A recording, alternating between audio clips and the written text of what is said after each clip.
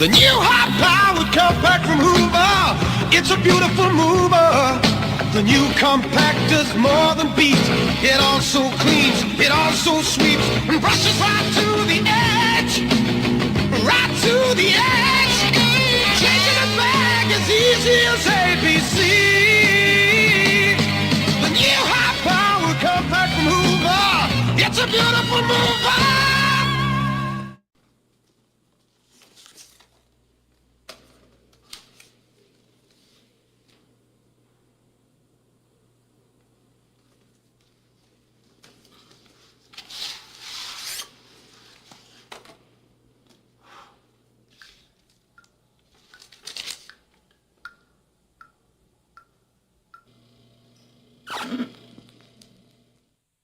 In this house, there's some whores in this house, there's some whores in this house, there's some whores in this house. I said certified free, 7 days a week, wet ass pussy, make that pull out game weak. Yeah, you fucking with some wet ass pussy. Bring a bucket and a mop for this wet ass pussy. Give me everything you got for this wet ass pussy. Beat it up, nigga, catch a charge. Extra large and extra hard. Put this pussy right in your face. Swipe your nose like a credit card. Hop on top, I wanna ride. I do a kegel, what is inside? Spit in my mouth, look in my eyes. This pussy is wet, come take a dive. Tie me up like I'm surprised, that's roleplay. I wear disguise, I want you to park that Big Mac truck right in this little garage. Make it cream, make me scream. I don't pull it, make the scene. I don't cook, I don't clean, but let me tell you, I got this ring. Gobble me, swallow me, drip down inside of me. Quick jump out for you, let it get inside of me. And tell them where to put it, never tell them where I'm about to be. I'll run down on them before I have a nigga running me. Talk your shit, bite your dip. Ask for a call while you ride that dick. While you really ain't never got him fucking for a thing. He already made his mind up before he came. Now get your boots, hang your coat. Fuck this wet ass pussy. He bought a phone just for pictures of this wet ass pussy. Paid my tuition just to kiss me on this wet ass pussy. Now make it rain if you wanna see some wet ass pussy. Look, I need a hard hit, I need a deep stroke, I need a Henny drink, I need a weed smoke. Not a garden snake, I need a king cobra with a hook in it, hope it lean over. He got some money, then that's where I'm headed. Pussy A1, just like his credit. He got a beard when I'm tryna wet it. I let him taste it, now he diabetic. I don't wanna spit, I wanna go, I wanna gag, I wanna choke. I want you to touch that little dangly thing that's swinging the back of my throat. My head is fire, do not need the sun, it's going and drying, it's coming outside, y'all. Right on that thing, the cuz behind me, I spit on his mic and I heat tryna sign me. Y'all know I'm a freak bitch, handcuffs, leashes. Switch my wig, make him feel like a G10. Put him on his knees, give him something to believe in. Never lost a fight, but I'm looking for a beat. In the food chain, I'm the one that eats you. If he ate my ass, he's a bottom feeder. Big D stand for big demeanor. I can make it bust before I ever meet you. If it don't hang, then he can't bang. He can't hurt my feelings, but I like pain. If he fuck me and ask who's is it when I ride the dick, I'ma spell my name. Yeah, you fucking with some wet ass pussy. Bring a bucket and a mop for this wet ass pussy. Back on! Simple as that!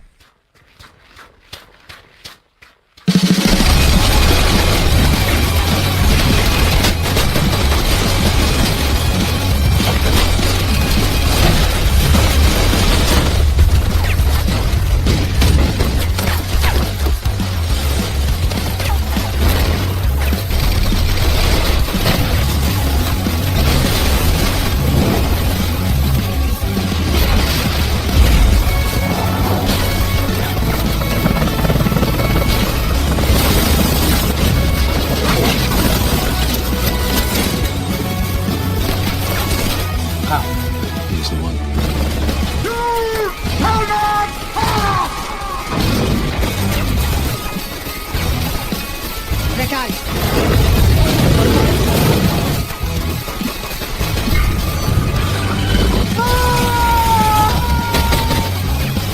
I've never seen this in my life! We got ship on station ASAP! Predator ETA, 2 minutes.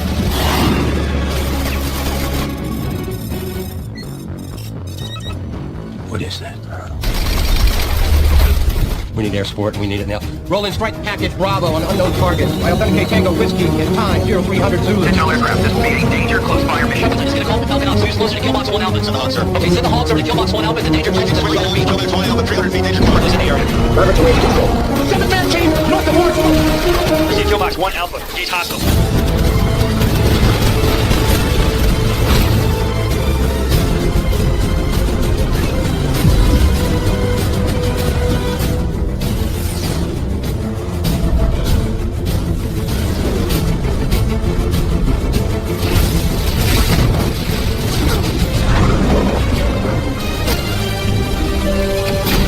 do it.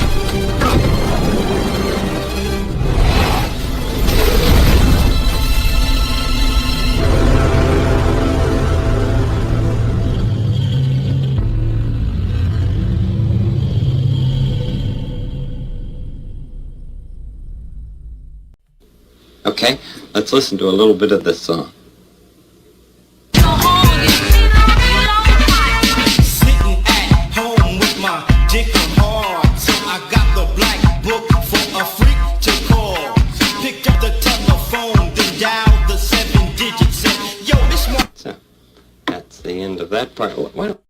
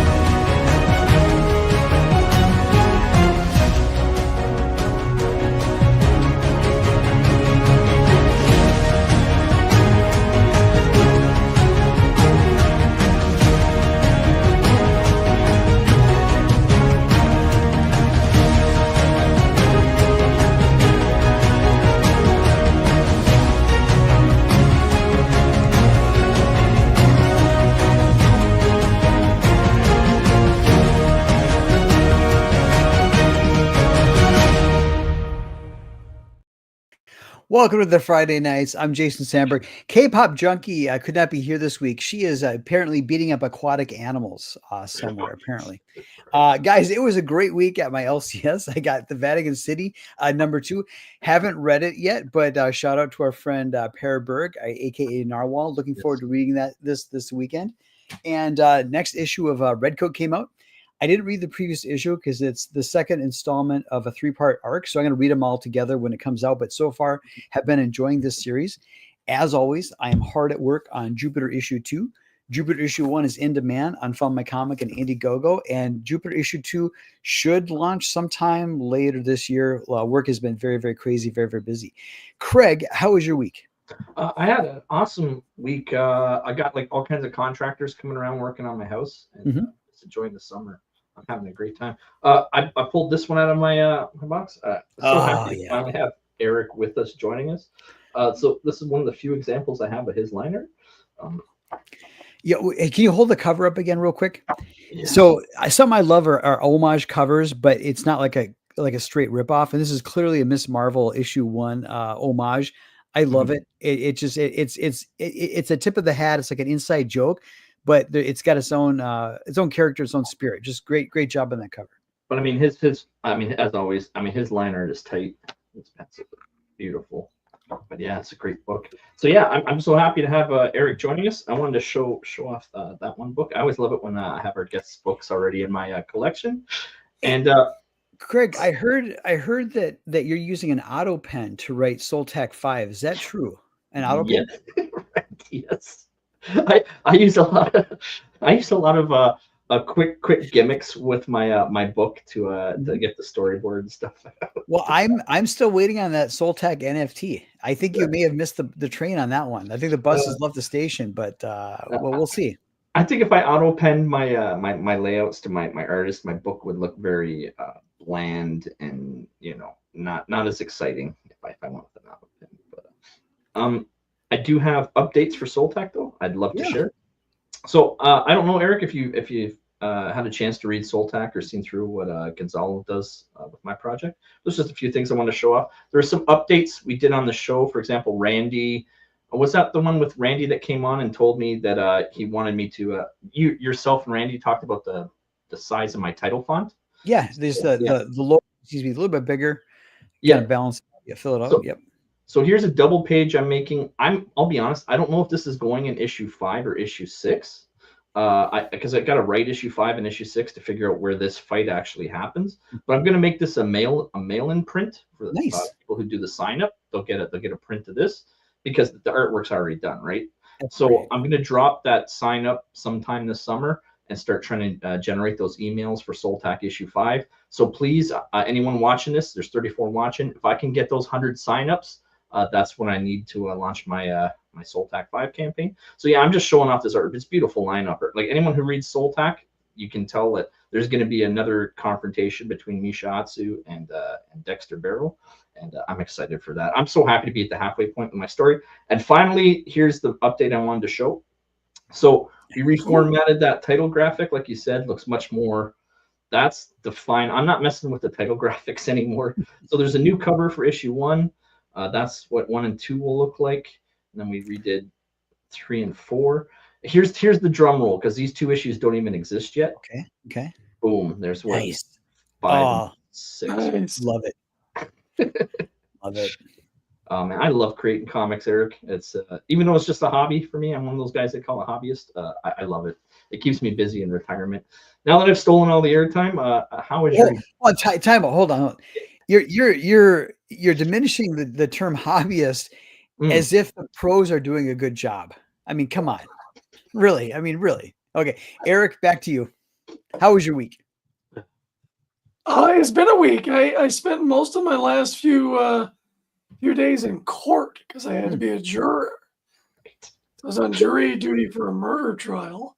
Wow. And I'm just now getting back to the normal swing of things. And it's kind of weird because, you do that 6 days in a row and it almost feels like a different life. Yeah.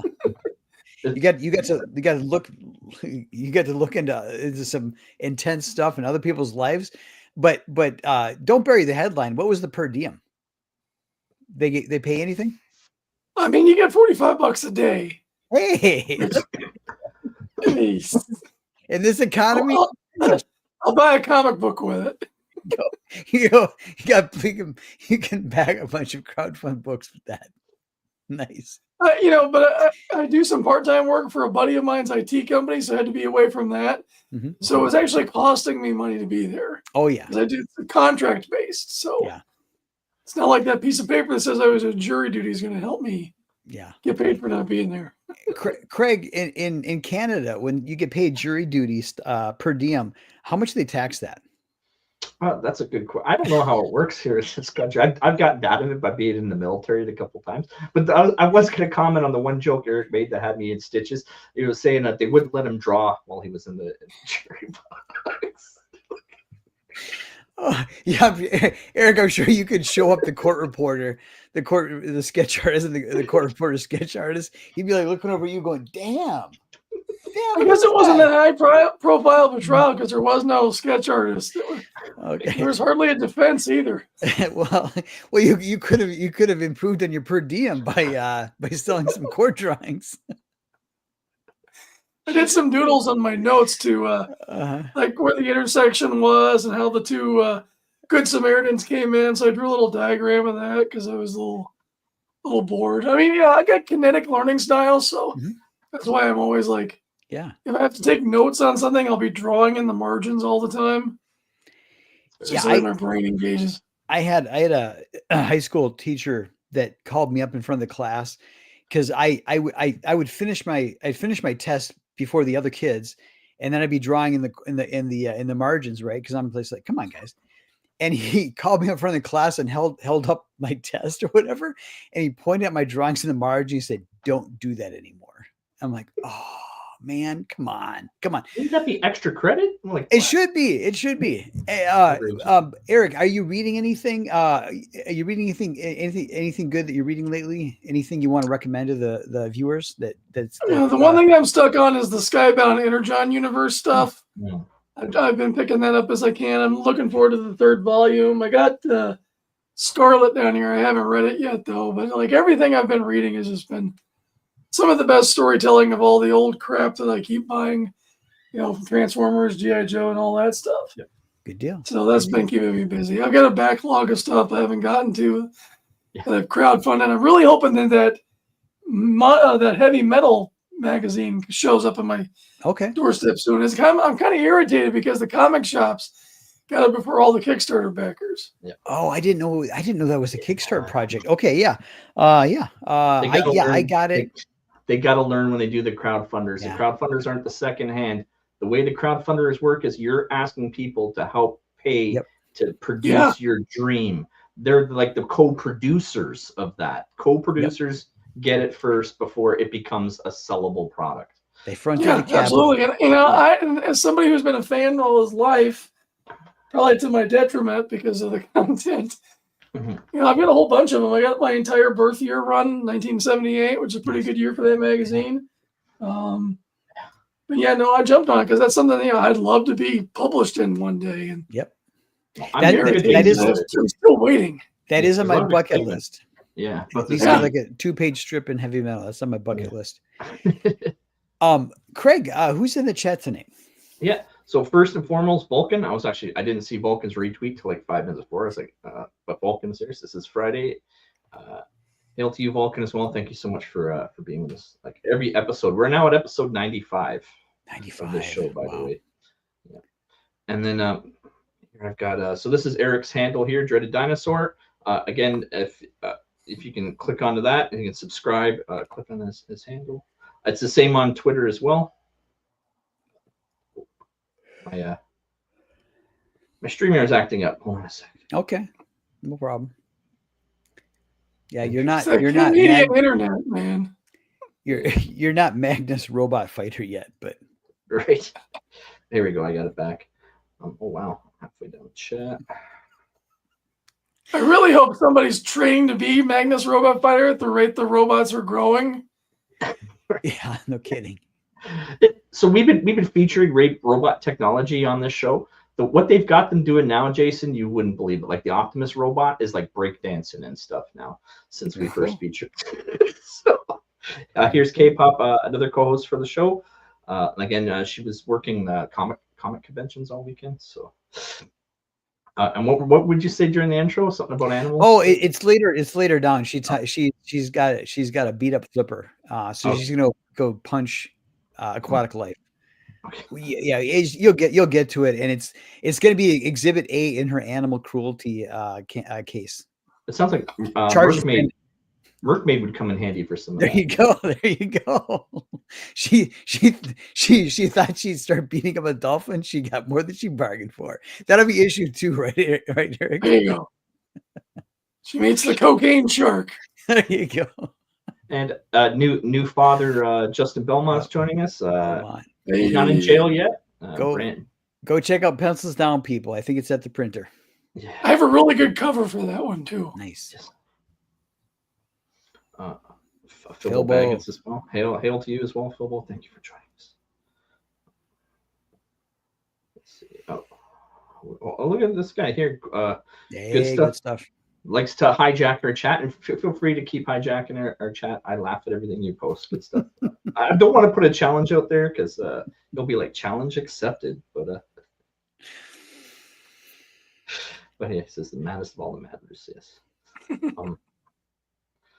Let's see. A lot of conversations back and forth. I don't know if there's any of those you want to pull up. There's Pixel. So I kept nagging Pixel to come on the show. I said, Pixel, join us. Yeah. I agree with Eric. But I know Pixel. Is this like a beauty sleep thing like Arvid where he can't come on? Is that it's too late for him? Mm-hmm. Another one where it says it's running late based on the things he's doing in the day. But he is Friday nights is when he combs all of his doll hair. So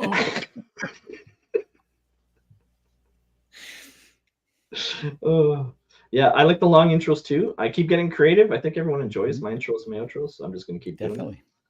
I could have went my entire life without hearing that song you played over Shawshank Redemption. I know. That sobered me up way too quick. Anyway. I think, Craig, didn't you and your wife dance to that at prom? It was. It was our wedding song. Yes. Yeah. It gets hard to find those intros and outros every week. It's not easy. Oh, look at this. RJ Williams is joining us this Friday night. Nice. Yeah. Welcome, RJ. Thank you for joining us. I don't see my good friend Always Fresh. Maybe he's out doing things. He was telling me about the Leafs. I think he's really disappointed with the Leafs loss. That bothered him a bit. Oh, here we go. We got Courtney's joining us. It's Courtney's Fellowship of Odd Boss. Hey to you as well, Courtney. Thank you for joining us. And I think that's the chat. All right. So I wanted before this channel gets struck or it gets Arkansas'd by the Clintons, I want to show everybody Exhibit A. This is K-pop junkie in her own words talking about beating up on a dolphin. Screen cap this, tag her on Twitter, make her know that we do not abide animal cruelty, even if it's aquatic life. All right. Yes. Well, it depends. I mean, back in the day, people used to eat them. I think that's I mean, the tuna is not going to get in the can by itself. So that's right. Disavow. All right, we've got 47 people watching live. Craig, what was the number one most important overlooked news story of the week? Yeah, so again, we come every week. We have 3 crazy topics. If everyone's wondering, it's a nice icebreaker, something for us to laugh and dunk on. So this first story here comes to us from Associated Press. Birdman on the red carpet leaves Cannes Film Festival squawking. So for the premiere of this movie, what was it? Die My Love. I'm not entirely sure. I think when I say Jennifer Lawrence is in it. We all know, she's the first. What was it? She's the first female action hero or something to that effect ever. But in any case, it's one of her movies, and one of the people attending the premiere thought it would be fun to dress up as a turkey for the premiere. So.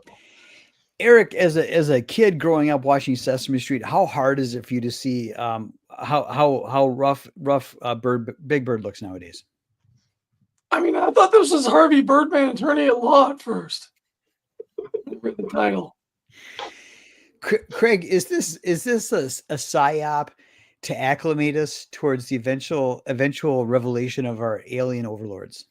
Yeah, well, so the interesting parts with this for me is that I always see celebrities show up with these weird things that they're wearing. Like one of Will Smith's kids showed up with a dollhouse on his head, desperate for it. I don't even know if it was a he or she or they or whatever he calls himself. But I'm figuring this isn't a celebrity wearing this costume, because if it was a celebrity, they would be too much of a narcissist to cover up their face. So it makes much more sense than what they were wearing at the Met Gala. Yeah, right. Phil says chive turkey. Crenshaw comes in with bird melts. And he's not gonna settle for one deadly quip. He also has Clark Gable. Nice. Oh, squawkies are getting bold these days. Oh my gosh. So what? They really rolled out the newspaper for this person, didn't they? Right. This would be okay. So would this be like a good Batman villain, like a Grant Morrison, a Batman villain? What do you guys think? Not this current costume of the Condor doesn't seem very it seems to be very easy to take this bird out. Doesn't seem very threatening, very villain-like. Well, this is like the mastermind bird villain. This is the plotter, strategic mastermind. Yes. If maybe had bird creatures or something to that effect. Maybe this is a subtle nod for a revival of the Condor Man franchise by Disney.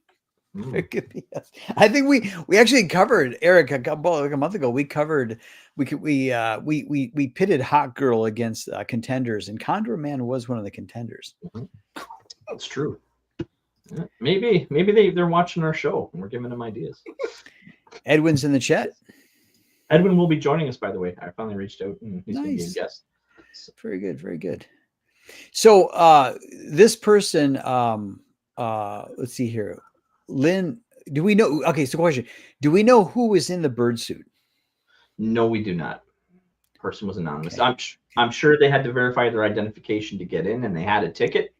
But so it could have been Jeffrey Epstein. Very well could have been, or can't or Weinstein. Weinstein, but it's a little thin to be Weinstein. Well, that prison diet. That's right. Oh, I suppose heads were turning as this Bond villain or this Batman villain walked down the red carpet. But if you don't know who the actor or actress is, what's the point, really? I feel like this is a desperate cry for attention. I think it's all this is. It's when celebrity name alone doesn't draw people to the red carpet. So it's how do we hype this up a little bit? But, well, I mean, without this story, zero people will be talking about the Cannes Film Festival. So it's true. That's true. I mean, very true. Very true. It's a feather in the cap for that.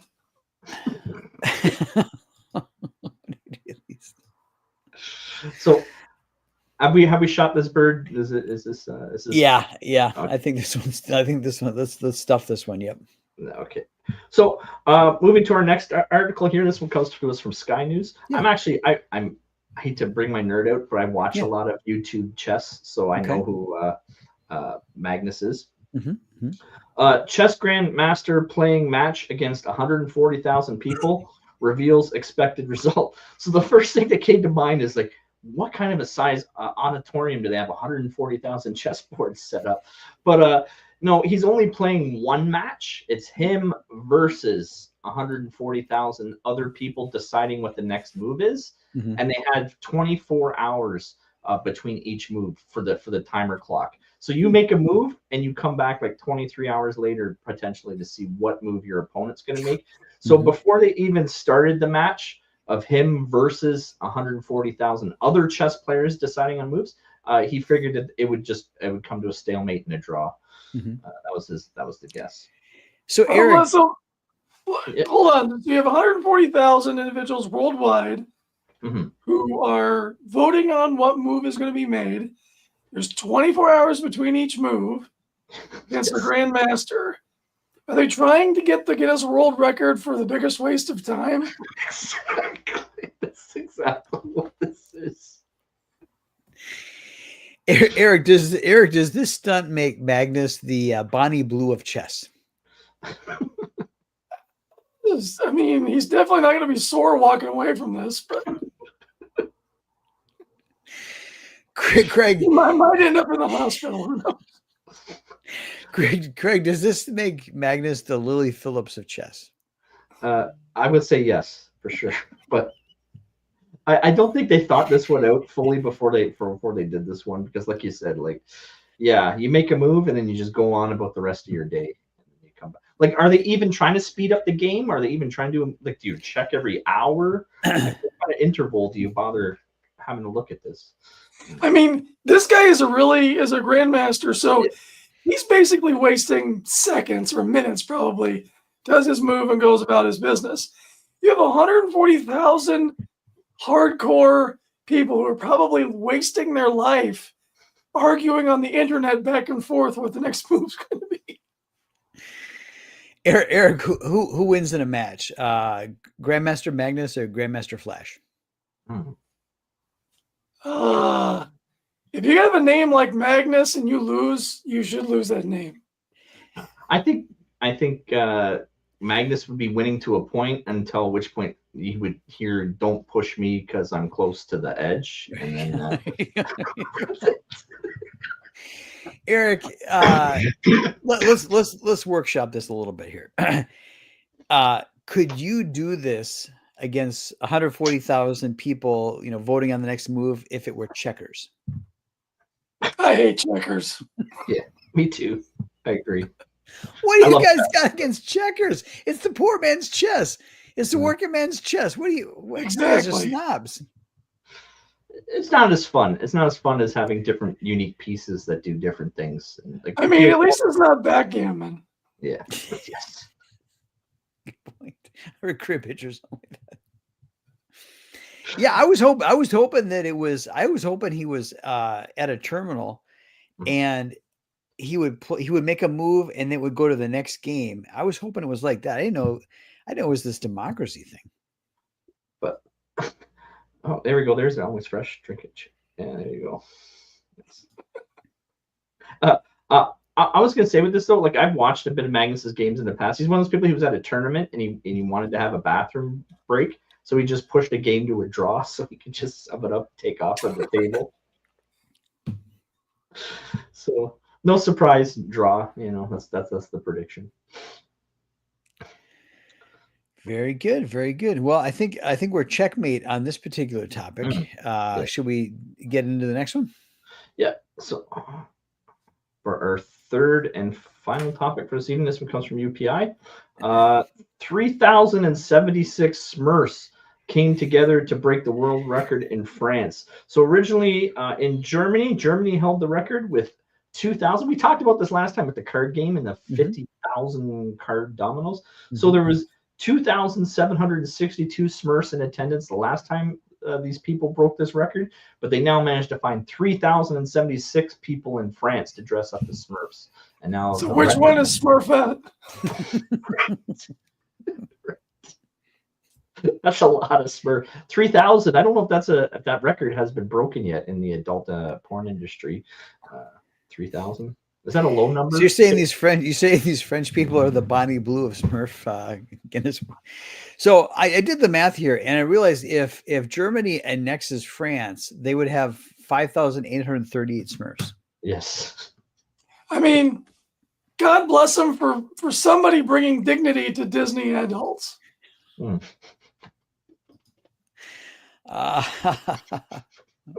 fresh. True.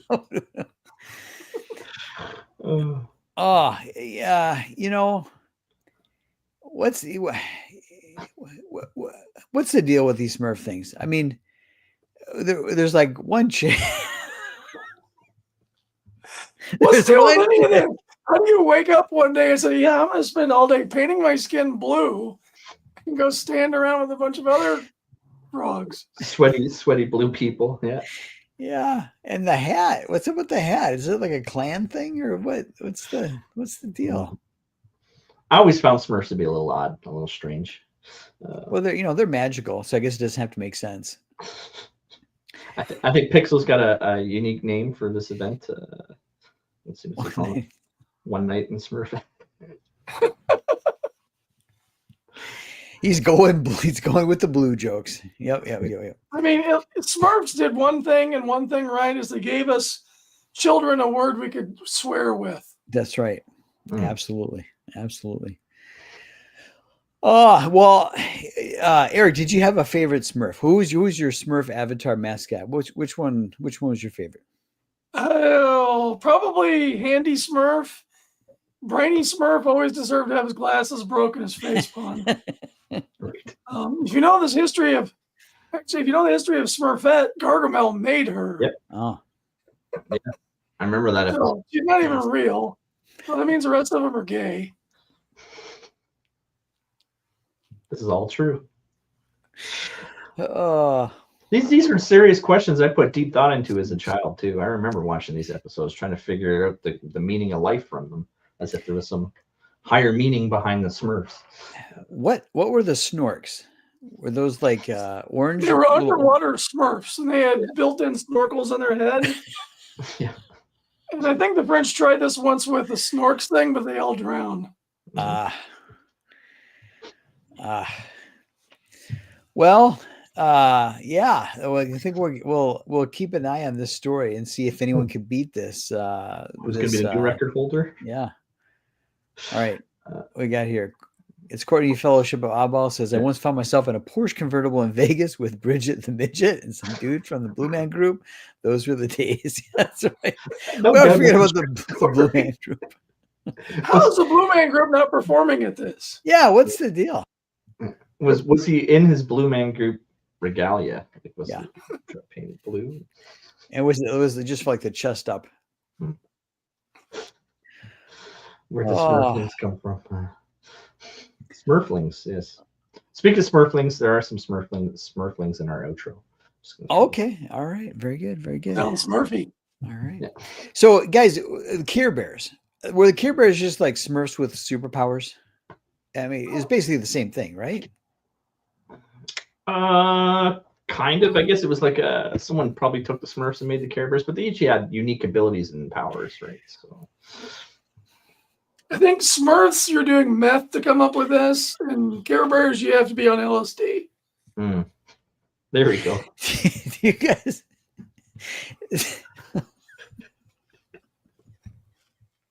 Here we go, Philbo. I agree with Philbo. Philbo's totally not the same thing. They're not the same at all, Jason. We're doing our best. Yeah. All right. All right. Well, well, we will keep an eye on this story as it develops. See if anybody breaks that 3,000. Anybody gets to 3077 Smurfs in one place at one time. I do want to mention though that back when I was younger, Guinness Book of World Records, it was like there was a level of achievement in there, right? I mean, like the guy had like the long fingernails or like the beard made of bees, things that took effort or put them at risk. This whole getting a bunch of people to dress the same and show up at the same spot, that's like every heavy metal concert. They do that. You know what I mean? It's like we've got a dress code. We need several thousand people to show up at the same time. That's like gym class, right? I mean, the bonus is if you don't show up dressed as everyone else, there's a t-shirt you can buy for $50 to $100. Dude, the next time they do one of these Smurf things, you and I will go cosplay as Star Trek guys who beamed down. You're going to be the red shirt, though. But yes, yeah, I'll be the red shirt. Okay, all right, Eric. Thank you for being here. Let's. Craig is going to queue up the. Do you have the trailer? Yep. Okay, Craig's going to queue up the trailer. Let's take a look at the trailer. We'll talk about the book.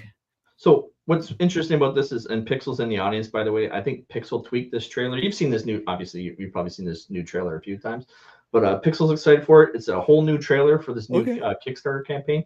So here it is. We got 61 watching in the crowd. Here is the trailer. Link to the campaign, by the way, is pinned to the top of the chat. Yes. Stop. Hold on. We got to check out where we're at here right now. Yes. We're at 72 backers. So I'm going to benchmark that. I'm going to benchmark that. Benchmark 72 backers.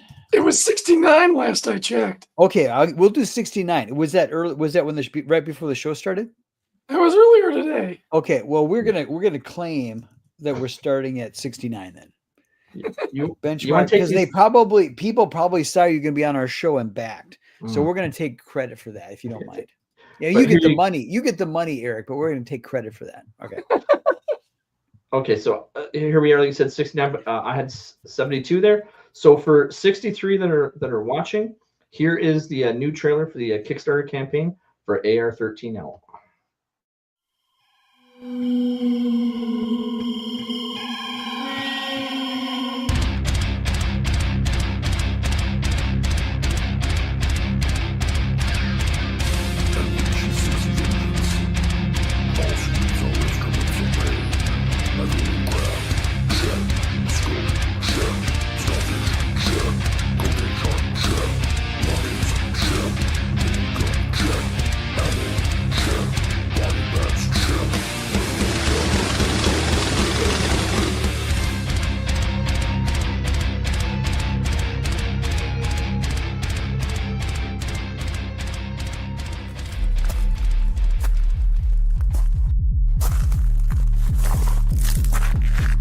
Let's go, Stabby. Pain's coming for every poor, unfortunate soul in our way.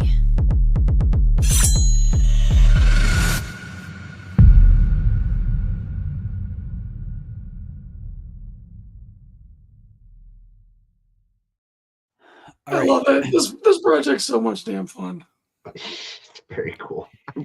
So, Eric, if memory serves, you and some others were seeing all the people upset about the Little Mermaid movie from Disney, and you said we're gonna do our version.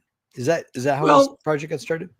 it's wrong to say the word we because this is really driven by Pixel Trader. Okay. You see, he has for a man over 40, he has the largest collection of Ariel Little Mermaid memorabilia. When the Abomination of Desolation came out on film, he's like, I got to make a shit post about this because, they're ruining my jam. So he did some sort of AI thing, and gosh, that thing took off like fire. Pretty soon, as soon as I saw it, I'm like, mermaids, machine guns, I want to draw this. So I roll up in his DMs and say, dude, I'm drawing this book for you. And then Piper rolls up not long after that. She's already got the story figured out. So just the sheer gumption of the universe made this book happen. It's just, it all coalesced. We start spitballing back and forth what the story is going to be. We end up leaving a whole bunch on the cutting room floor, laughing our asses off just with all the puns, with things that we could do with the story. Because we went back to the original Hans Christian Andersen for this, and it's just been fun at every step of the way for the most part. Kind of sucked that we had to get a new colorist, but Big Boy Robo, he more than filled the position. He has elevated it. And I actually sent you some extra pages in Twitter that we had shared with a couple other YouTube appearances. So you want to bring those up, you can. But yeah, so I mean, and Pixel has been a great front man for this. He has built the campaigns, both Fun My Comic and this one. He's the editor-in-chief. He's the letterer. And just he's managed it so well. I'm very proud of him. Yeah. So there are just a few comments I want to jump into, Jason. So Philbo said that song that Pixel has perfect for the trailer. It is pretty cool. Courtney weighed in on the trailer too. Said the trailer is dope. Always fresh. Jumped in. Cover E for this book looking like G.I. Joe is very cool. Yeah. Checking out the campaign. And then look who jumped into our chat here. Look at this guy here. Hail fellas. Ojo's here. Thank you for joining us, Ojo. Yeah, we got another backer. We're at 73. Nice. So, what was I going to say? I was just crowdfunding Soltac for the very first time on Indiegogo, going through all those. Oh my goodness, I'm going to crowdfund. What's this going to happen? And I watched AR-13 come along like a steamroller, and I was just like, I'm in danger. And like Eric said, it just took off like a rocket ship. But kudos to Pixel. I love watching the magic happen when a campaign really fires off. So even though this is the Kickstarter campaign, I think the Fund My Comic campaign broke 11 or 12 grand. Is that? Do you know what the total? We ended up with 20 grand on that. Okay, there. So it did smashingly well. Yeah, we were neck and neck with one other book for being the highest campaign at the time. I think until Mike Barron showed up. Right. But it was great to really break in the platform. We wanted to be there, and all of our Fund My Comic backers, they got the book made.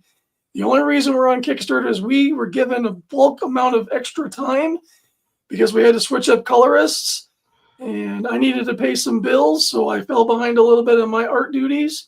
All my pages are drawn. There's a handful of pages that Robo still has left to color. So as soon as this Kickstarter wraps up, we're going to print and you're going to insert fulfillment after that. So you've got this extra time. It's like, what do we do? Let's do a second chance campaign just to give everybody a good shot. And having the art finished, it's great to be able to remix the trailer. And we have our risque cover for Kickstarter, which is really, really fun. And then, of course, the G.I. Joe one just blows me away. That's great. Billy Basco painting over Matt Barr. The 3D model is actually real that's on there. If we had the money, we could make an actual articulated action figure with the 3D model. We even did a plushie prototype. So hopefully we'll tell Sebastian's story and be able to make a whole bunch of little Sebastians because people love this guy. So Jason, remember I was telling you Pixel Trader is one of those few people that does magic with QR codes? And we had that discussion. If you look at that fifth cover there, speaking of magic with QR codes. I is drawn right to that QR code. Nice placement, yes. So is there anything more you'd like to talk about with regards to this campaign, Eric? I mean, well, the one thing that I want to make sure clear is that we're going to make sure that we take care of all of our Fund My Comic backers. So any of this new stuff that gets unlocked for the Kickstarter is going to filter down to them as well. And if there's any, like, you know, I think Pixel's sending out a code on the email so that anybody wants to pick up any of the new covers and stuff like that. So we're very grateful for Fund My Comic. And like I said, the Kickstarter here is just a wonderful way to find a new audience for it and make sure everybody who wants this book gets it before we go to fulfillment. So here's the Jose Garcia wraparound covers. You know, Jose Garcia also draws Aaron C's book, Immortal Rising. He's also the principal artist on that as well. Jose's all over the place. Yeah, he's a wonderful guy. And this is also an Arrow Comics product. I'll throw that in there because Arrow Comics, as far as I'm concerned, is one of the best comic producing companies. It's a shame you don't see more Arrow Comics books out there, because really Arrow Comics brings the best comics. Yeah, and this is the titular launch for their more adult graphic novel line. Mm-hmm. I'm probably gonna screw it up, but it's like Girls, Guns, and Gore. Right. 3G. Yeah, Arrow Comics 3G or something. Nice. Adult themed. Yeah. Yes. Yeah, there's no, you know, it's not, this isn't a porn book or any crap like that, but it is definitely for the older, you know, 12 years old and up are going to appreciate it. Boys. Okay, so here's your cover. Oh, wow. Yes, sir. Oh, you're making me decide which cover do I want. Oh, boy, it's tough decisions ahead of me. I can just get multiple covers as well, maybe. Thank you, Vulcan. So here's Pixel's artwork. This was Pixel's reversible cover.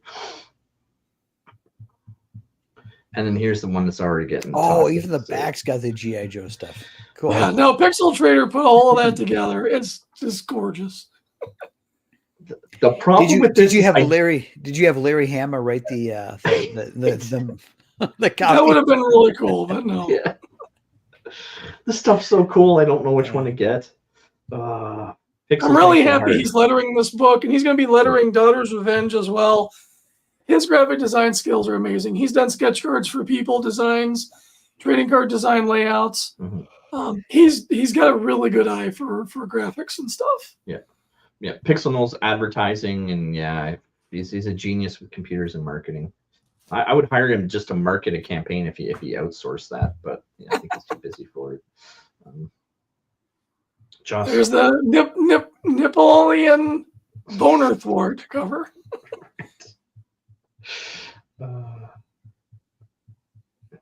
There you go. Some of the interiors.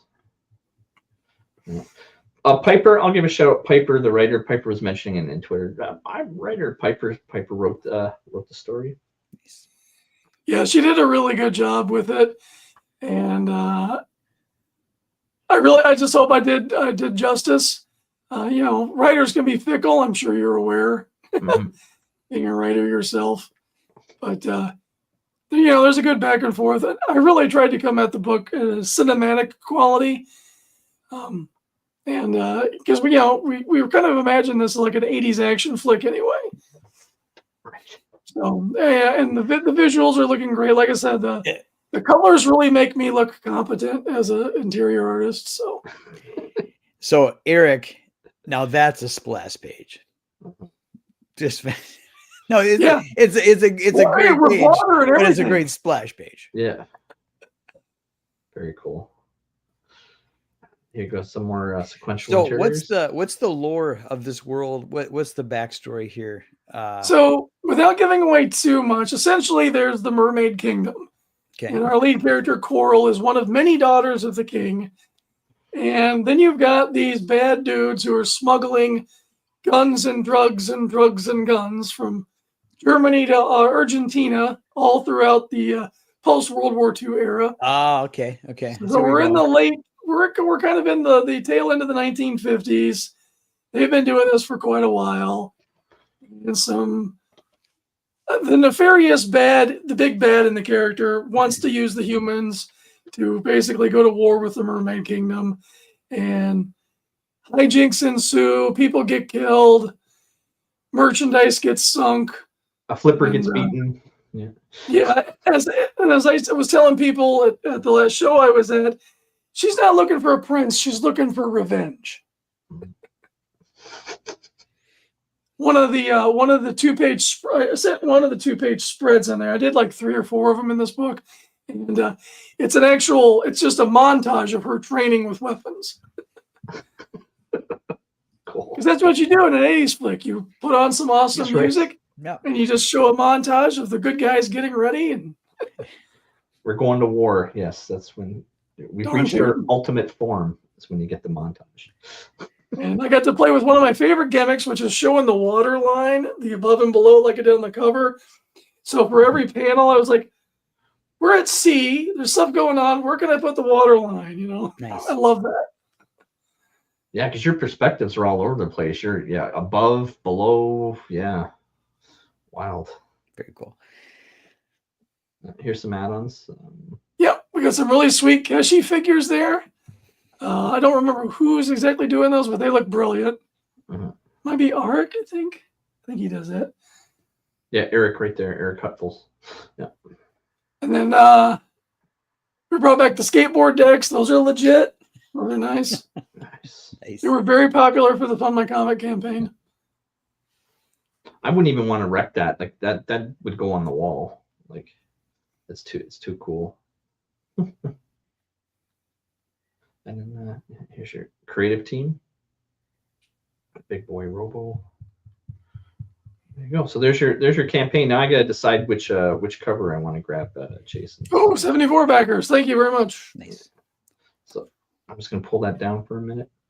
All right. So SF Gaming says the ash can looks excellent. We agree. I gotta say, I think that you mentioned he has switch colorists, but I think it's to your advantage because the coloring looks fantastic on this sample. Yeah, no, Robo is very multi-talented. If you're not following him on Twitter, definitely follow him. Don't offer him any work because I've got him locked up for a while. He's going to be coloring Daughter's Revenge as well. But he's really great at that. He's a great illustrator in his own right. And I love working with him in Pixel. This is a team that I want to make many books with. Nice. Do you intend to do another story in this universe, or do you have another character lined up for your next project? What should people expect? Well, as far as Merkmaid goes, I think the next thing that we might try to do is the Sebastian origin story, because there's the reason why he has this claw is because he escaped a sushi restaurant. Okay, he's the grizzled war veteran of the story. He's seen some shit, and we want to tell that story, kind of like a little Golden Book adventure, and then have it come with a little plushie. So nice. That would be next in the Merkmaid thing. Like I said, right now I'm drawing Daughter's Revenge for Drunk 3PO. It is a mad pirate adventure. Cool. Kind of like Indiana Jones meets Pirates of the Caribbean. Okay. Between this and Merkmaid, it's some of the best work I've ever drawn. Nice. And I'm doing I went back and I'm trying to do like a really old brush ink style with some grit to it. And then Robo's going to come in with some watercolor. So we're really trying to make this look like a modern take on a Golden Age book. Cool. That's kind of the thinking. One thing that doesn't get mentioned too much on the campaign there is you do get the Cocaine Shark supplemental comic book, which is already finished and done. We have a new story being added at the last minute for backers, which is hilarious. It's basically Merkmaid 2099 or something. It's like post-apocalyptic illness being done. So there's a short being added to that. And I've already got Cocaine Shark 2, the book, in the pre-planning stages, Miami Booger Sugar. So yeah, there's a lot in this universe. Plus I've got Dinosaur Man. I want to do, I haven't touched my IP in a while, but I got big plans for the dreaded Dinosaur Man. Focus, damn you. Yeah, I gotta get those links out. So, okay, so I got a whole bunch of stuff going on, Jason. I'm juggling. I've got that picture, Eric. You sent me pictures on Twitter, and then there's links to post. So, you want me to jump to those pictures on Twitter, and then we can have a look at that? Yeah, go right ahead. Okay.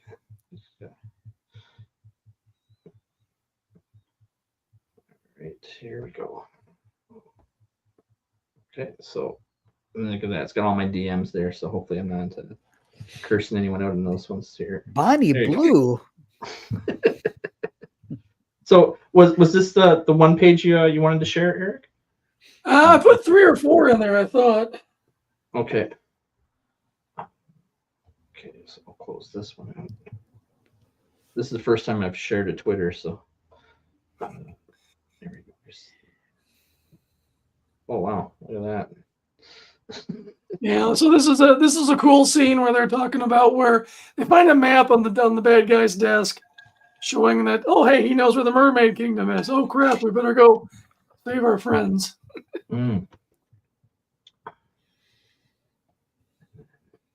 Just above that is the that's kind of, they're not in sequential order, but this you saw a little bit in the trailer where they're leaving a trail of bodies and gasoline, and Sebastian has an affinity for cigars, as you can see from the plushie, and finishes his last puff.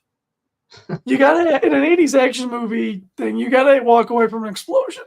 That's right. So they're just diving in the water from an explosion. Looks great. And then above that is the montage. That's the there you go. So that's a 2-page spread starting from early morning all the way to the evening with her learning how to use the guns. Oh, that's awesome. How long did it take you to draw that one? That was a good 3 or 4 days, and I remember setting it aside because I was getting frustrated going from, because Piper did a really good job in the script, but visually it's like, okay, how do I make this work?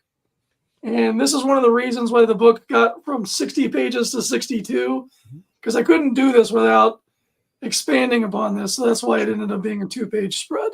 Nice. This was your insistence, was that this had to happen. Yeah, pretty much. There was another scene involving the ship that I'm like, I can't do this in a small panel. This is going to be big. So yeah, we went from 60 pages to 62.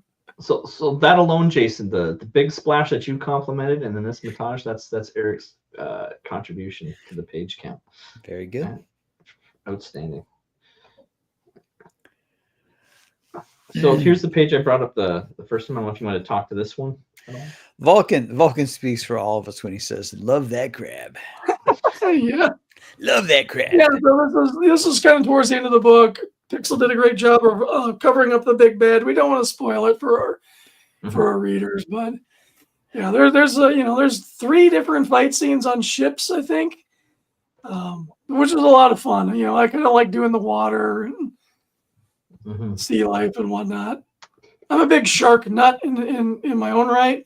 So when Cocaine Bear came out, I came up with a cocaine shark, and I did my own ship post of my own drawing. I didn't use AI; I just drew cocaine shark, just trying to get some clicks and views. And Piper on her own thought it'd be cool to have a cocaine shark in the story. So that was another example of how this all needed to happen. When the cocaine bear stuff was one of those cocaine bear memes were going out, my favorite was the Hunter Biden cocaine son. That was the best. And it's great because not too long after all that, there was a newspaper article where they were finding sharks washing on scene that had cocaine in their system because they're eating the bales. Yep. That smugglers drop in the ocean. It's like, this couldn't be more perfect.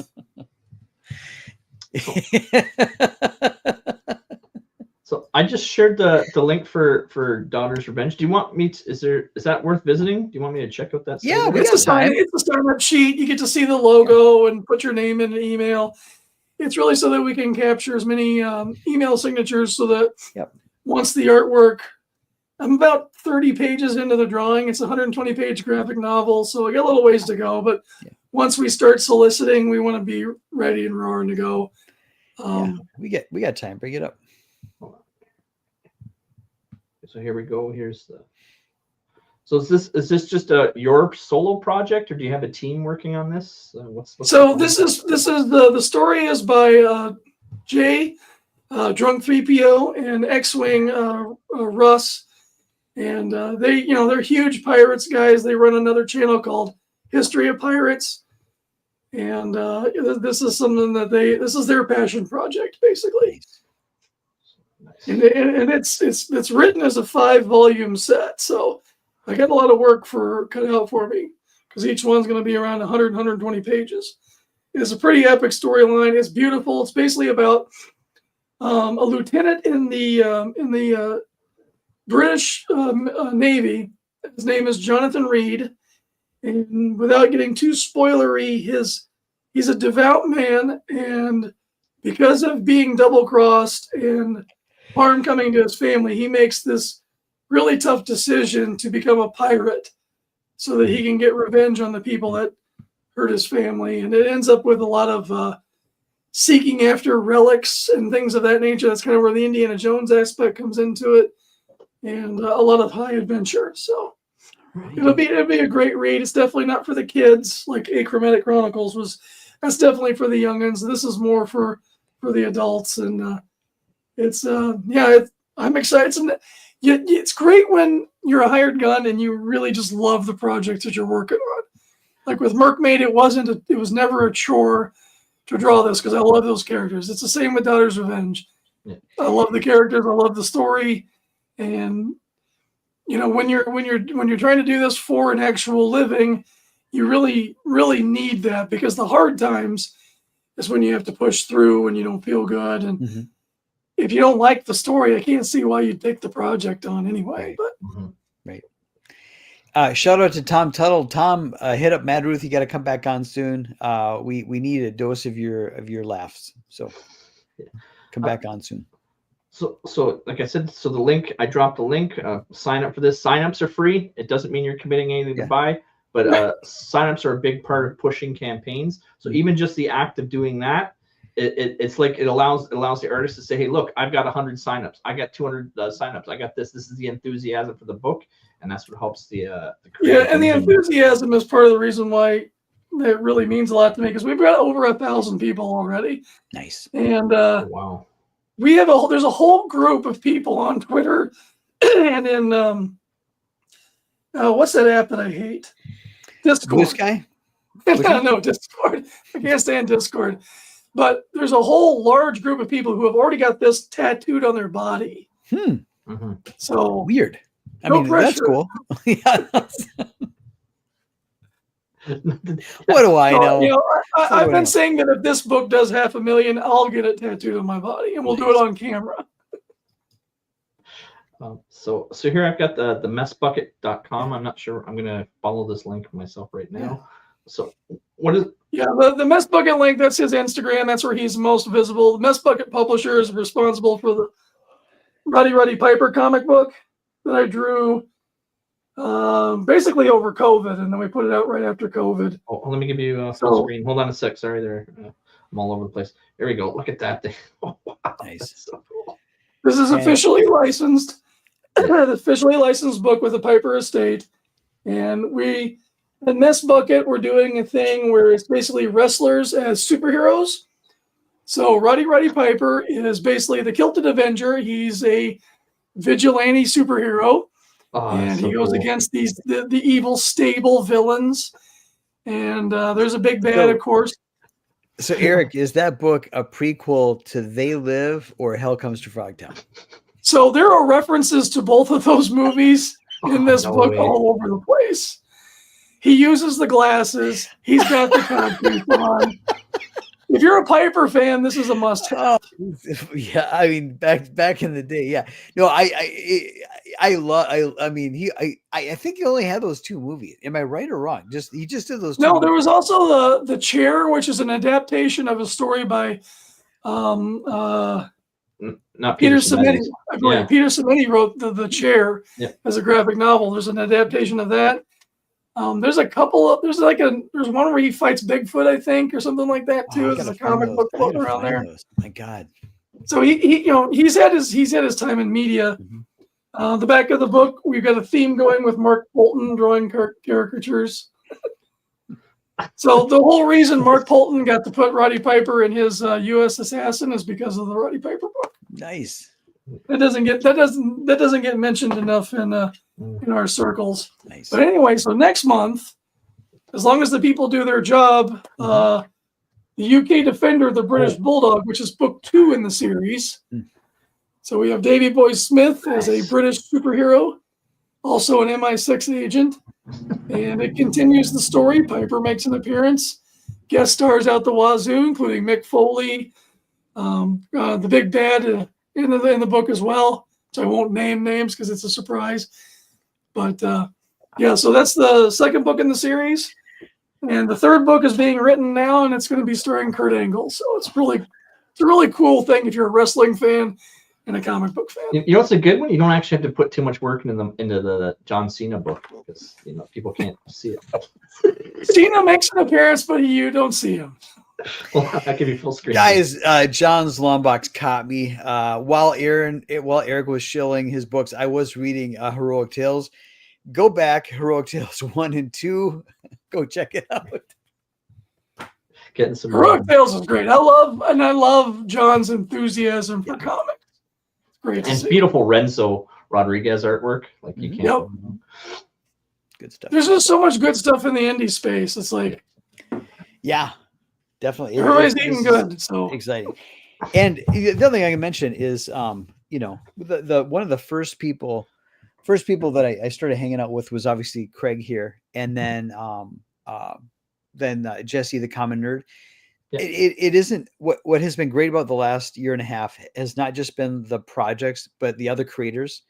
And John's Longbox is obviously in the chat too, and Hojo, despite his poor take on chips, it's wonderful. It's all these great people you get to hang out with, we get to laugh it up with, and meet, and then the projects. It's just great. It's a great time. I don't know what it's like for you writers, but artists are pretty isolationist. So when we get a chance to actually hang out with our own kind, it's kind of nice. Yeah. Well, the writers are supposed to be doing the promoting and the pushing on the social media. It's usually the writers are the ones squawking on the social media. You see a lot of that. Right. People pumping, banging their own chests and talking about how great they are. It's the writers doing that, not the artists. Artists are too busy working, right? The artists are too busy doing the heavy lifting. Stars Revenge is written by two YouTubers with really great, they're on Geeks and Gamers and whatnot. They've got pretty big presences. I can't touch that level of advertising. Yeah. I've got like tens of subscribers and no time to drop any YouTube content. So, but J3PO just seems like just a nice guy, a fun guy to hang out with. Period. So he is. We've become best friends, and that's another great thing. Like when he brought me on for Achromatic Chronicles, and we started to kind of feel each other out, we found out pretty early on that we have a really good sentiment, the same sentiment. Good. That book was all about giving something to children. And he was a teacher for a while. He did some he went overseas and helped he was in Haiti for mission work for a number of years, I think 5. And you see the real way the world is. I was in the Ivory Coast for the same reasons, just for a short time. You see the true poverty. You see how they're treating kids here in the States. It's like, the whole debate that we had on Monday Hangover about Optimus Prime getting killed off in Transformers 86. Mm-hmm. For my generation, these heroes like Prime and Lion-O and He-Man, Paragons of Virtue, those were kind of our substitute fathers in a lot of ways. Yeah. I had a pretty good dad, but he was not there much of the time. Sure. So it's like you glom onto these characters, and kids nowadays really don't have that. Yeah. So with Achromatic Chronicles, we were trying to. That's a story. The kids, children that you don't have to be perfect to have a purpose. Time out. The kids have Andrew Tate to look up to. Come on. No, you're on a roll. You're doing great work, and you're lucky because you're hanging out with J3PO, you're hanging out with Pixel Trader, so you've got different people to bounce ideas off with and collaborate with. So you're in a good spot, sir. I'm definitely blessed to have these people in my life, and I don't take that for granted. Is there any future collaborations between you and J3PO, like for the book series going forward? Well, we got a lot of things cooking in the works. Like he's a big fan of Dinosaur Man, so he really wants to make sure that I get a print book done with that. And I've got some couple of passion projects where I'm going back to the golden age of comics, which as you can see, I love golden age comics, and I'm going to rescue a couple of heroines from that era that nobody talks about and bring one of them into the Dinosaur Man universe, and the other one I'm thinking about doing as a pitch for heavy metal, actually. Nice. Judy of the Jungle for heavy metal, and then Tara the Space Pirate's going to be a character in the Dinosaur Man universe. So I'm looking at artists right now, because it's like you come to a point when you're creating IP, I can't draw everything that I have in my head, so I got to find people I can trust that I gel with and make more books than I could humanly do by myself. So that's the plan. I was gonna say, is Dinosaur Man, like, is it online and it's available? Anyone can. Yes, you can read the webtoon. It's on Global Comics, Webtoon, and Tapas. I haven't updated it in a while, so the story ends in a cliffhanger. I have an ending for it. Just got to sit down and do it. And when you're 45, your parents are ailing, and you got to bring in money. Mm-hmm. And my daughter made me a grandfather, which I love. Oh, nice. There's a lot of things pulling me away from the drawing studio. Yeah. So, the thing not making money gets put on the back burner, unfortunately. I know what you mean. Let's see here. Yeah. Oh. Hold on. I gotta make. Hold on. Did I make them a wrench yet? Let's see if I can figure this out while we're. Yes, I will. As soon as I figure out how to give you a wrench. Let's see here. Good to see you, Nargle. So yeah, is he on the Twitter? Because I don't have him in my. He's on the Twitters. Yes. I don't know how to give him a wrench on Twitter, but if he were to jump on my YouTube, I could do it. So. But yeah, I would love to get the link for your dreaded dinosaur if that's possible. Also, if you could possibly DM that to me, I don't want to mispronounce his name. If you DM me that link, I'll also send it, and I would appreciate that for sure. So what do you say we do next here? We've got about 15 minutes left. Want to bring back the campaign? Or? Yeah, let's watch the trailer again. Okay. Then bring up the campaign and see how many backers we got plus, since 69. Okay. And then we'll shout out to Chris Faction, and then we'll check out your crazy outro. Okay, so again, 86 watching our crazy Friday night. Nice. Thank you so much for joining us. Yeah, and this show insane, and I appreciate everyone for being here. Here's the trailer once again for AR-13L.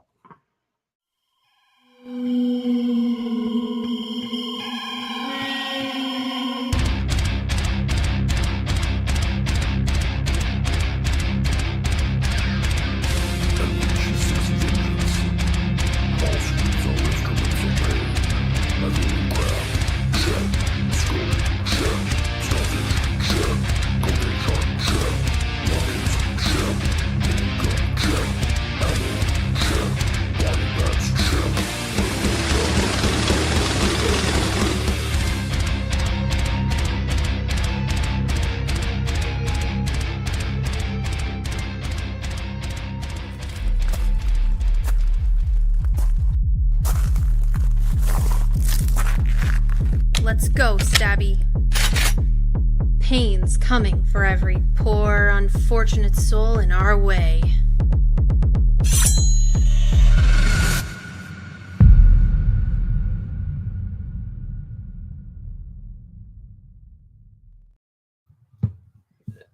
Kick-ass trailer. So a couple more comments I saw pop up there. SF Gaming showed some thanks. I can't wait to have Mermaid. Yeah, likewise. I know it's been a long time coming. SF Gaming said, thank you guys for the show. Thank you, SF Gaming, for joining us. Thank you for reaching out to me, becoming part of this community. Really appreciate it. I'm not sure. Maybe Riskit for Biscuit. I'm not sure what those are, but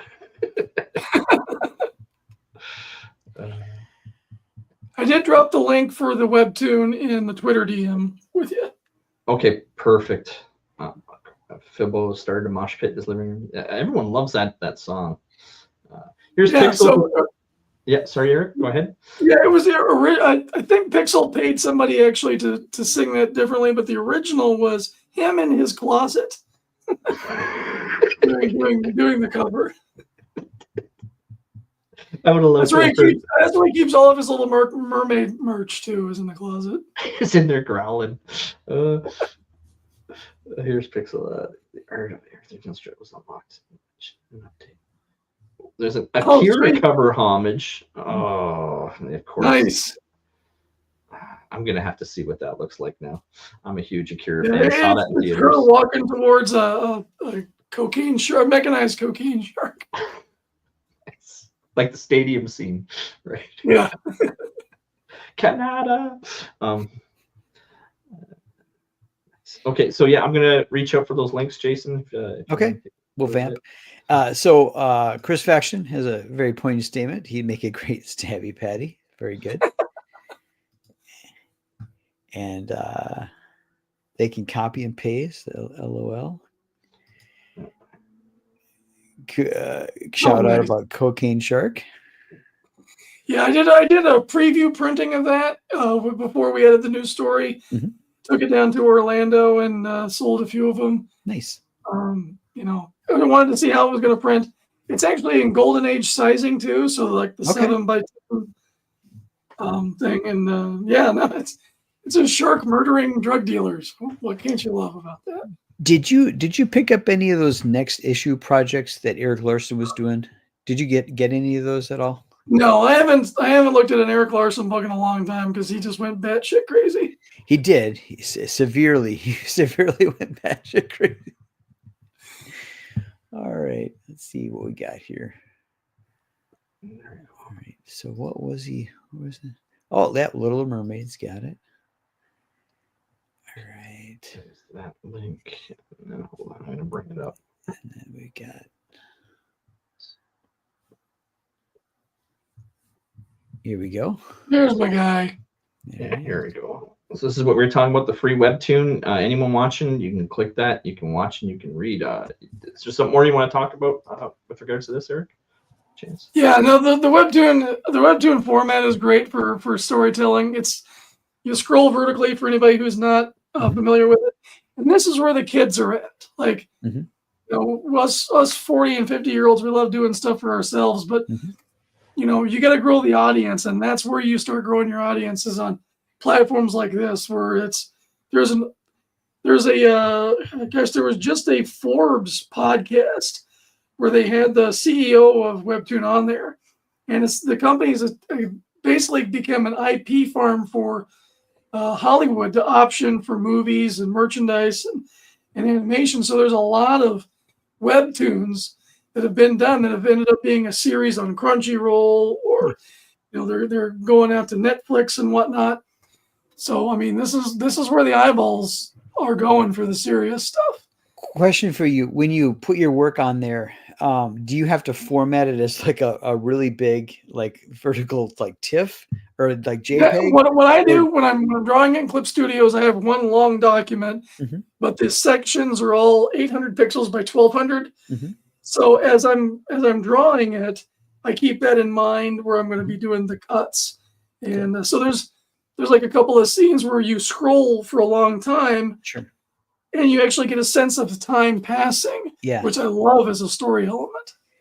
Yeah, Scott McCloud did a Zot digital story with that principle where you know, just the infinite canvas. Scroll, and I think Zot's like falling or something like that. But when you set up an account and you upload, what kind of file do you upload, and do they tell you like what do you actually upload? Can you upload multiple pages and they sequence it as a strip, or do you have to create an image file that's a long strip? How does that work? It's a sequence of 800 by 1200 pixel images. 800 by 1200. So a typical one for Dinosaur Man is usually about 25 JPEGs. Okay. And they all make that one long strip. All right. Yeah. My plan is after I get Jupiter 2 printed, I'm going to start kind of getting it in other places. So that's good to know. I will check this out. Comixology and Webtoons. Yeah. Nice. Very cool. Very cool. So yeah, 90. So let's go back to the campaign and see where we ended up in terms of backers. Yeah, so we got 93 watching right now. Ooh. Crack that 100 before we leave. Yeah, that usually happens right before we drop the outro. During the outro, we usually get like 105 people watching. They tune in for Craig's outro videos. They don't care about us yapping. All right, so here's the campaign back up again, and it's now at 76 backers. All right, got from we're 69. going to claim 7 backers tonight. 7 backers. Thank you to the Friday Nights audience. Thank you so much. I wouldn't be surprised if we hit 80 after we get done here, because a lot of people like to wait until they're done watching before they go back a campaign. So thank you to anybody else watching right now who decides to back from the bottom of my heart. All right. So everybody who's joined us tonight, thank you for kicking off your Memorial Day weekend with our Friday nights. We always appreciate when you hang out with us. And even when you catch the replay, Craig usually has 100 some people watch the replay. We appreciate you coming here to laugh it up, meet great creators like Eric here, and then just kick off your weekend in style. Thank you for spending time with us. Is there any last closing links or anything upcoming that you'd like to share with the audience here? Mainly just follow me on Twitter. That's where I'm the most active. Again, all of my follows are at Dreaded Dinosaur. Okay. Yeah. No, thanks again, Eric. Thank you so much. I'm so glad I finally got you on the show. 95 episodes in, we finally got you on. Thank you so much for joining us for the Friday nights. Thank you to everyone who shows up every Friday night, 10 p.m. Eastern. As long as you keep showing up, and we'll keep promoting indie creators, making dreams possible every Friday night. And I think I've done enough talking for this Friday night. So with that being said, here comes my outro, and have a great weekend, everyone. Ça, c'est un condor, et c'est l'animal...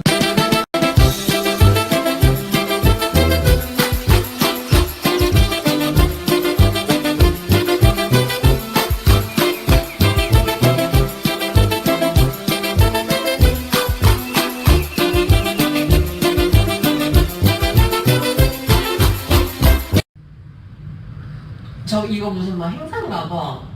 오, 깃발 올라온다, 멕시코. 아, 저게 촬영대인가 보다. Isn't that gonna hit the bridge? 그러니까.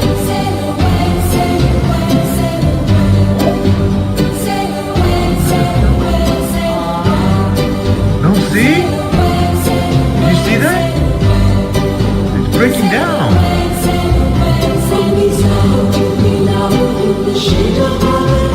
Yeah.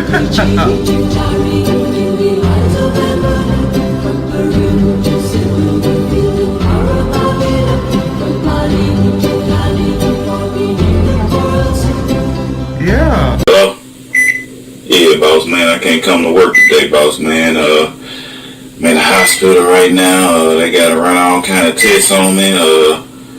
I don't know what kind of tests, but you know, they say they gotta do blood work, the glucose, and you gotta check for my sugar and all of that. So, yeah, I'm not gonna be able to come in to work. Just like I said, you know, it's gonna be a day-to-day thing, you know. So don't be looking for me today. And if the tests that they were running right now come back negative, then don't be looking for me tomorrow too. Matter of fact, I might just take out FMLA. I might just do that if, you know, everything don't come back looking, you know, too good. So, you know, you're gonna have to replace me today, you know. Hey, it is what it is. So, just, you know, I'll let you know something as soon as they let me know something, alright? Alright. Walk by the locks as I lost a rock. Kid Cudi car got blown in a parking spot. Think you bag of cash, not on my watch. 10 years from now, I'll be sitting in a box. Yo, but even then, I still won't stop. Yeah.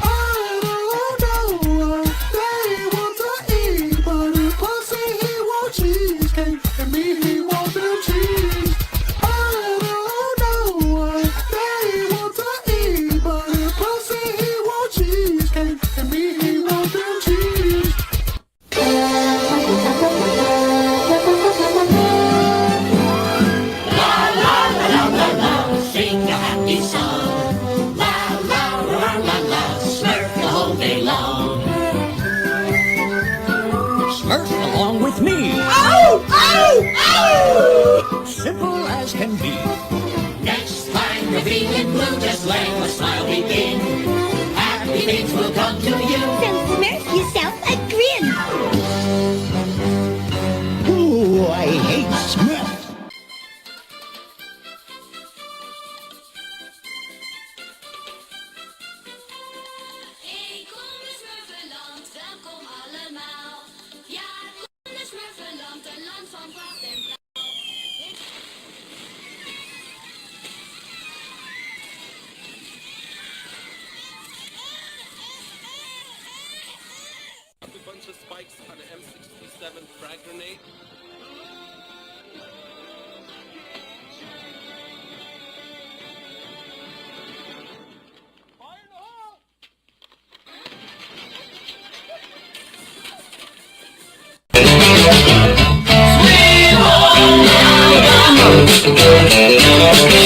when the skies are blue. Sweet home Alabama, Lord, I'm coming home to you.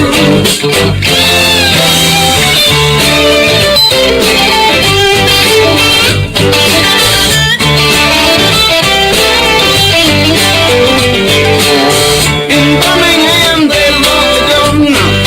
Boo, boo, boo, now we all did what we could do.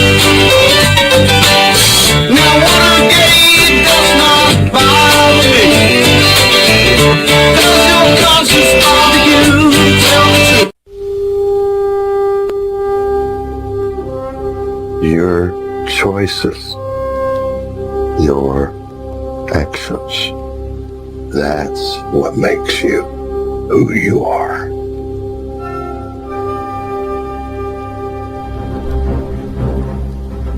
I cleaned your boots. I'll go get them for you.